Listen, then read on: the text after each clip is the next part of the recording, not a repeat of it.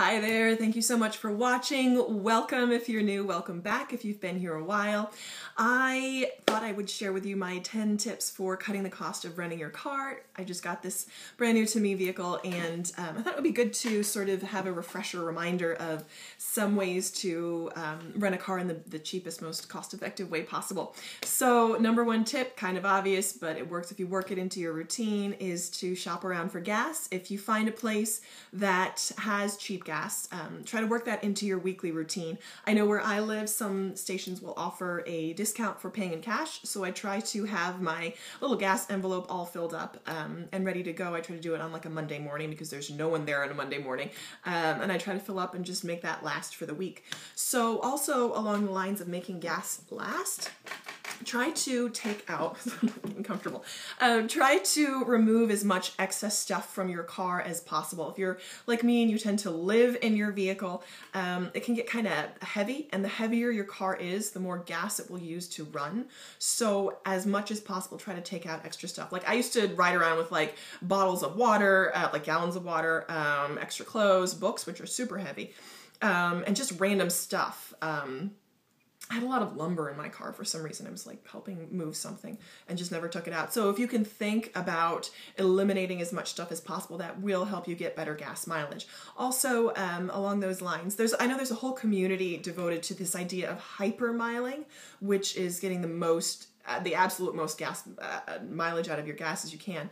And they will advise you to drive smoothly. Try to avoid any sharp starts or stops or quick accelerations, because that will help. The less you have to inject gas into your engine, the better your mileage will be.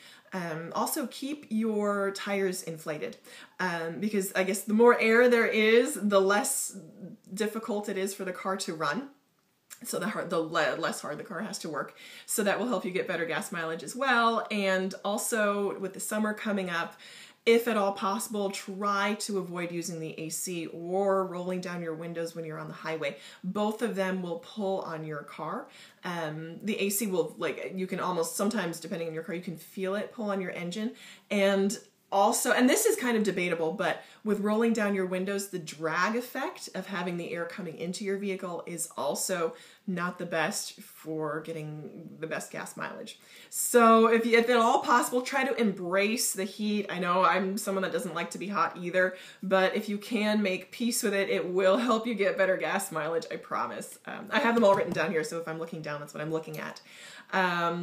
Also, try to stay on top of your routine maintenance. Try to get your oil changed every 3,000 miles. If it's an older car, I think 5 to 10 if it's a newer car or uses synthetic oil. Mechanics will tell you that is the number one thing you can do to prolong the life of your engine. So really keep on top of that routine maintenance.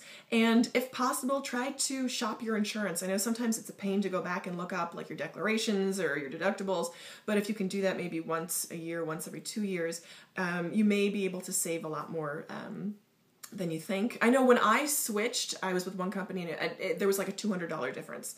So it can be worth the, half hour so you spend researching policies. Also, try to shop those things that come up routinely, like tires, for example. They need to be replaced and they can be really pricey. So try to plan ahead for that. If you can have a sinking fund in place, that will help you in the long run, because you won't be scrambling around at the last minute, or surprised by these expenses that are routine but kind of can be a pain. So just try to plan for them. And then finally, if at all possible, try to ride share or carpool. If you know of someone who lives in the area and is trying to go to the same place as you, try to hook up with them and give them a ride or ask for a ride in return. Also, if you can't carpool, because I know kind of that can be a challenge, try to batch your errands and have them all together. Make a circle instead of having to go out and back and be caught off guard, because the number one advantage in this whole debt-free lifestyle is to be prepared. That's the number one tip and the number one thing that will save you money and keep you on budget, on track. So thank you so much for watching. I hope this has been helpful. If you haven't and you would like to, please subscribe. Would love to have you along for the journey. And if you can think of any other tips for lowering the cost of renting your car, I'd love to know. So if you could leave them in the comments below, would love to hear your thoughts. Thanks again, and hope to catch you in my next video. Bye.